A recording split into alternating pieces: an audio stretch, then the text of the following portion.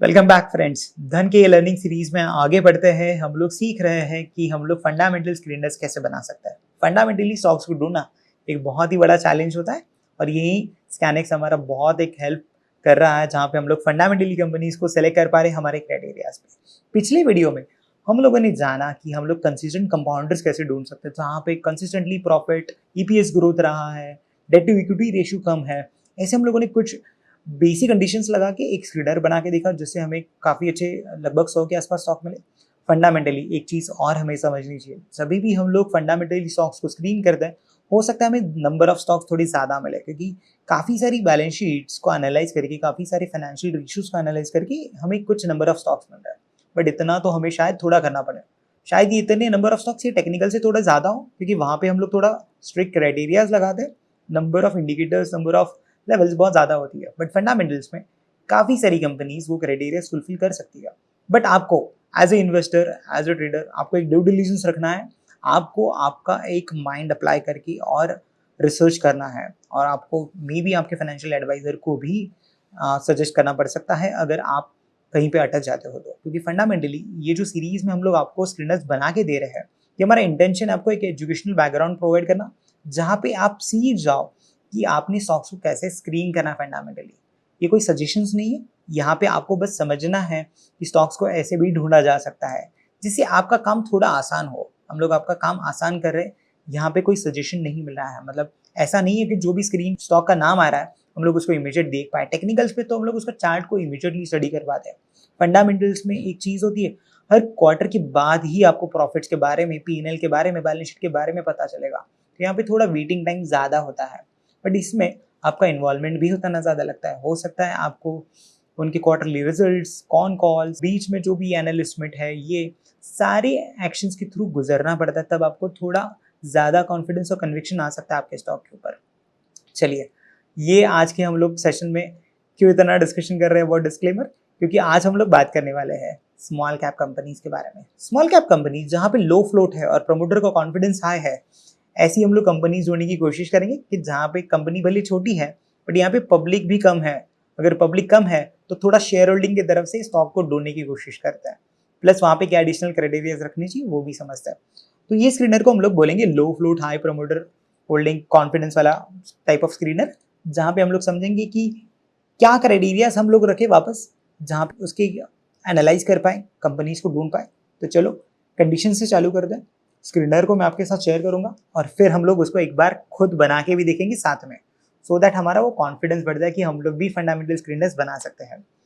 तो इसमें हमारा फर्स्ट कंडीशन होगा प्रमोटर होल्डिंग। मैंने जैसे कहा हाई प्रमोटर कॉन्फिडेंस, तो हमारा फर्स्ट कंडीशन इंपॉर्टेंट है, जो है promoter holding which should be more than 65%। अगर 65% से ज़्यादा प्रमोटर का होल्डिंग है तो हम लोग बोलेंगे प्रमोटर का कॉन्फिडेंस अच्छा है, खुद ने होल्डिंग अच्छी रखी है कंपनी में, तो शायद ये कंपनी एक अच्छी कंपनी हो सकती है। ये मेरा पहला कंडीशन है। दूसरा कंडीशन मैंने रखा है रिटेलर्स होल्डिंग। जो मेरा रिटेल होल्डिंग है, पब्लिक होल्डिंग है, जो भी आप कहना चाहो, ये लगभग 20% से कम है। तो यहाँ पे अगर पब्लिक 20% से कम है तो हो सकता है लो फ्लोट है, मतलब पब्लिक के पास शेयर्स कम है। शायद डीआईएस के पास हो, एफआईएस के पास हो, या प्रमोटर के पास हो सकता है वो शेयर ज़्यादा करके। तो जब बड़े लोगों के पास या प्रमोटर के पास, खुद के पास ये शेयर हो, तो हम लोग ये समझ सकते हैं कि कंपनी शायद थोड़े बेटर हैंड्स में है, जिनका विजन थोड़ा लॉन्ग टर्म होता है। तो इसीलिए रिटेलर वाला हमारा सेकंड कंडीशन था। थर्ड कंडीशन हमारा है आरओसीई के बारे में। जो आरओसीई के ऊपर हम लोगों ने पिछले वीडियो में बात की, पर मैं वापस आपको एक बार समझाऊंगा जरूर। पर आरओसीई अगर 12% से ज़्यादा है तो हम लोग ये भी एक क्राइटेरिया रखेंगे, क्योंकि मुझे ऐसी कंपनी चाहिए जो रिटर्न भी अच्छा कमा रही है, जो नेट प्रॉफिट थोड़ा अच्छा कर रही है। अगर 12% वाला मैं आरओसी का क्राइटेरिया लगा रहा हूँ, इसका मतलब कंपनी पैसे तो कमा रही है, कुछ तो प्रॉफिट करिए, और वो प्रॉफिट कितना है, मिनिमम 12% रिटर्न है। तो डेट और इक्विटी को पकड़ के हमारा रिटर्न ऑन कैपिटल एम्प्लॉयड आता है, वो हम लोग यहाँ पे ऑब्जर्व करने की कोशिश कर रहे हैं। और हम लोग मार्केट कैप की बात करेंगे, क्योंकि मैं स्मॉल कैप कंपनीज की बात कर रहा हूँ, तो अभी मुझे यहाँ पे मेरा अपर लिमिट पता चलता है मार्केट कैप का। स्मॉल कैप कंपनीज जो भी 0 से लेके 5,000 करोड़ के अंदर वाली कंपनीज है, हम लोग इनको बोलते हैं स्मॉल कैप कंपनीज। तो स्मॉल कैप कंपनीज में हम लोग ये क्राइटेरिया को ढूंढ रहे हैं। तो ये हुए हमारे कंडीशंस क्राइटेरिया स्क्रीनिंग के। आइए स्क्रीनर को देखते हैं और इसको बना के भी देखते हैं कि कैसे हम लोग स्टॉक्स को ढूंढ सकते हैं। तो जैसे कि आप देख पा रहे हो स्क्रीन पे, मैंने ये स्क्रीनर को बनाया हुआ है। यहाँ पे ये सारी क्राइटेरियाज है। यहाँ पे मैंने एडिशनल और एक क्राइटेरिया लगा जो है ईपीएस ग्रोथ। ये मैंने ईपीएस ग्रोथ 3 साल का लिया। हम लोगों ने पिछले वीडियो में 5 साल का कंसिस्टेंट कंपाउंडर्स में पढ़ा था। यहाँ पे हम लोग और एक एडिशनल क्राइटेरिया को देख रहे हैं जो कि है अर्निंग्स ग्रोथ, जो पिछले 3 साल के लिए 10% से ज़्यादा रही है। तो स्मॉल कैप कंपनीज में वापस मैंने ग्रोथ वाला क्राइटेरिया रखा है। आप चाहो तो ये क्राइटेरिया ऑप्शनल भी रख सकते हो या इसमें और कुछ एडिशनल क्राइटेरियाज भी लगा सकते हो जिससे और कॉन्फिडेंस थोड़ा आपका और बढ़े ये स्क्रीनर में। तो चलिए हम लोग इसको एक बार बना के देखते हैं। तो जो हमारा पहला क्राइटेरिया था वो था प्रमोटर होल्डिंग का। तो जब मैं यहाँ पे ऐड में जाता हूँ, मैं प्रमोटर होल्डिंग को ऐड कर रहा हूँ फिल्टर्स में। ऐड करने के बाद मैं अप्लाई करता हूँ। प्रमोटर होल्डिंग आने के बाद मुझे क्या चाहिए, प्रमोटर का मिनिमम होल्डिंग 65 होना चाहिए, इसलिए मैं मिनिमम में जाके 65 अपडेट कर रहा हूँ। तो इसका मतलब यहाँ पे क्राइटेरियाज आ गया और जो भी मेरे नंबर ऑफ स्टॉक यूनिवर्स को मैं सर्च कर रहा था, अभी उसमें से मुझे लगभग कुछ 1000 स्टॉक यहाँ पे आ रहे हैं जहाँ पे प्रमोटर होल्डिंग मोर देन 65 लग रहा है।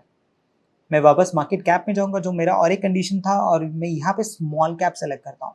तो ये अपने आप 0 to max 5000 हो चुका है। आपको यहाँ पे एक स्मॉल कैप का टैब दिख रहा है मार्केट कैप के अंदर। मैं बाहर क्लिक करता हूँ तो यूनिवर्स और छोटा हो गया। हम लोग लगभग 1000 शेयर से 791 शेयर्स पे आ चुके हैं। आगे वाला क्राइटेरिया लगाते हैं जो हमारा था रिटेलर्स का होल्डिंग। तो रिटेल होल्डिंग पे मैं जब यहाँ पे सर्च करता हूँ, यहाँ पे रिटेल इन्वेस्टर होल्डिंग आया है, इसको क्लिक करके अप्लाई कर रहा हूँ तो मेरे पास रिटेल होल्डिंग आ चुका है। मैं इसको वापस क्लिक करके मैं इसमें चाहता हूँ मेरा मैक्स 20 हो, इसलिए मैं मैक्स में जाके 20 सेलेक्ट कर रहा हूँ। तो रिटेलर्स का होल्डिंग 20 0 से लेके 20 के अंदर हो, तो इसलिए मैंने 20 रखा है। तो ये मेरा क्राइटेरिया हो चुका है। अब अभी देखो तो 700 के ऊपर जो भी नंबर था वो अभी आ चुका है 375 पे। हम लोग काफ़ी अच्छे, जितना हम लोग टफ हमारे क्राइटेरियाज करते जाएंगे उतना हमारा यूनिवर्स थोड़ा छोटा होता जाएगा स्क्रीनर का, और उतना ही हमें बेटर हम लोग उतना स्टडी कर पाएंगे स्टॉक्स को। हम लोग और एक स्क्रीनर को ऐड कर लेते हैं जो हमारा था ROCE के बारे में। मैं ROCE को ऐड कर लेता हूँ। इसी के टर्म्स एंड कंडीशंस में हम लोग ROCE 1 साल का देख रहे हैं फिलहाल। इसको मैं अप्लाई कर रहा हूँ और वो हमें चाहिए 12%। तो मैं मिनिमम में जाके उसको 12 कर रहा हूँ। तो ये मेरा सेकंड क्राइटेरिया, ये लगभग मेरा 4th क्राइटेरिया हो गया। और मैंने जो एडिशनल क्राइटेरिया रखा था EPS ग्रोथ फॉर 3 years, वो भी समझो मैं लगा लेता हूँ। तो अभी 148 स्टॉक्स आए और मैं EPS ग्रोथ को भी सिलेक्ट कर रहा हूँ और अभी यहाँ पे 3 साल के लिए कर रहा हूँ।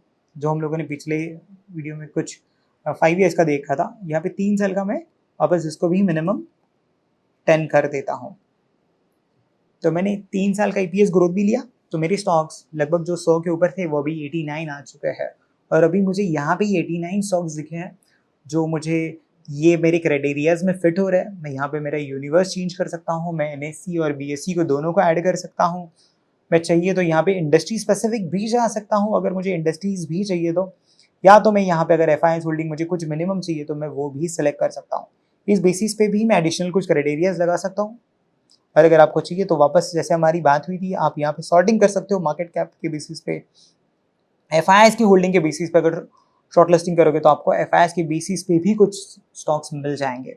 तो ये जब टेबल आपको मिल रहा है तो यहाँ पे आपके पास काफ़ी ज़्यादा दूसरे फीचर्स भी है जहाँ पे ये आपको स्टॉक स्क्रीनिंग में और ज़्यादा हेल्प कर रहे हैं। तो ये बहुत ज़रूरी है एज अ इन्वेस्टर, आपको ये समझे कि आप स्टॉक्स को कैसे अच्छी तरीके से और ढूंढ पाते हो। तो ये बहुत ही अच्छा टूल रहा है मुझे लगता है हमारे लिए।